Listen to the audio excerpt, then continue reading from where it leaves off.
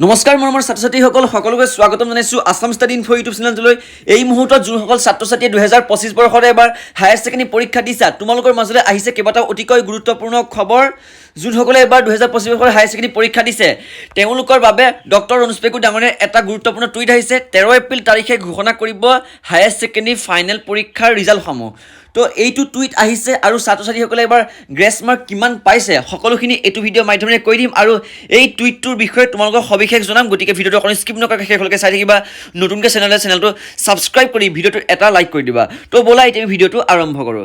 তো মৰমৰ ষ্টুডেণ্টসকল কালিৰ পৰা দেখি আছোঁ সকলোৰে ষ্টেটাছ হোৱাটছআপ ষ্টেটাছ আৰু ছ'চিয়েল মিডিয়াত এইটো ভাইৰেল হৈছে আৰু বহুতো ষ্টুডেণ্টে মোক এইটো পঠাই আছে যে ৰণোজ পেগুৰ এটা টুইট আহিছে, ইয়াত লিখা আছে HS results will be declare 13 April টুমৰো, অৰ্থাৎ হায়াৰ ছেকেণ্ডেৰী ফাইনেল পৰীক্ষাৰ ৰিজাল্টসমূহ 13 এপ্ৰিল অৰ্থাৎ অহা কাইলৈ ঘোষণা কৰিব বুলি ইয়াত কোৱা হৈছে আৰু টাইম টেবুলসমূহ ইয়াত দিয়া হৈছে।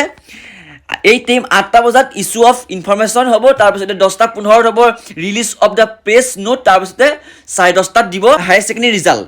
তাৰপিছতে আৰু এইটো যিটো টুইট এই টুইটটো বহুতো ষ্টুডেণ্টে মোক শ্বেয়াৰ কৰিছে কাইলৈ ঘোষণা কৰিব নেকি, অৰ্থাৎ 13 এপ্ৰিল তাৰিখে ঘোষণা কৰিব নেকি হায়াৰ ছেকেণ্ডেৰী পৰীক্ষাৰ ফলাফল।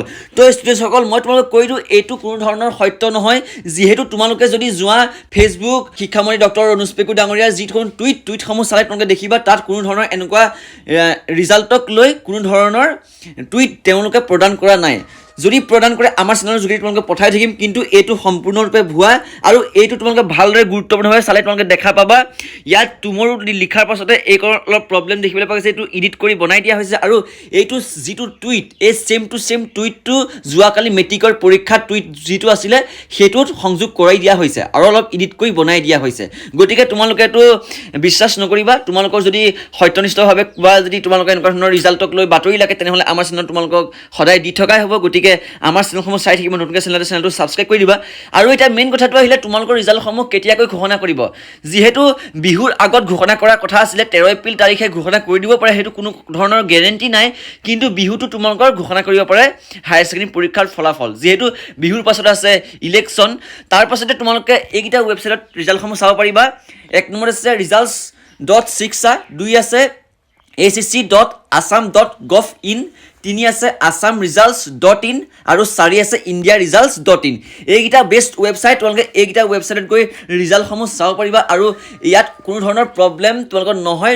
তাৰপিছত তোমালোকে ৰিজাল্ট চাবৰ কাৰণে আৰু দুটা এপছ তোমালোকে ব্যৱহাৰ কৰিব পাৰা। এই 4টা ৱেবছাইট ব্যৱহাৰ কৰাৰ উপৰিও তোমালোকে তেওঁলোকৰ অফিচিয়েল এপ ব্যৱহাৰ কৰিব পাৰা। তোমালোকৰ ৱেবছাইটত যাবা, ৱেবছাইটত গৈ লৈ ACCৰ যিটো মেইন তোমালোকৰ অফিচিয়েল ৱেবছাইট সেইটোত যাবা, নহ'লে তোমালোকে প্লে ষ্ট'ৰত পাই যাবা ACC নহ'লে SF ৰিজাল্টছৰ যিটো এপ সেইটো তোমালোকে ডাউনলোড কৰি ল'বা। তো কথাখিনি তোমালোকে ছাত্ৰ-ছাত্ৰীসকল বুজি পাইছা আৰু তোমালোকক এইবাৰ গ্ৰেছ মাৰ্ক ভালেমানখিনিয়ে দিব, 2 পৰা 3 ভিতৰত তোমালোকে গ্ৰেছ মাৰ্ক পাই যাবা। যদি তোমালোকে বাকীকেইটা ছাবজেক্টত যদি ভাল এটা মাৰ্কছ লৈ উত্তীৰ্ণ হোৱা তেনেহ'লে যদি এটা ছাবজেক্টত তোমালোকে 2-3 কমে তেনেহ'লে তোমালোকক পাছ কৰাই দিয়া হ'ব। তো আজিলৈ ভিডিঅ'টো ইমানেই, ধন্যবাদ।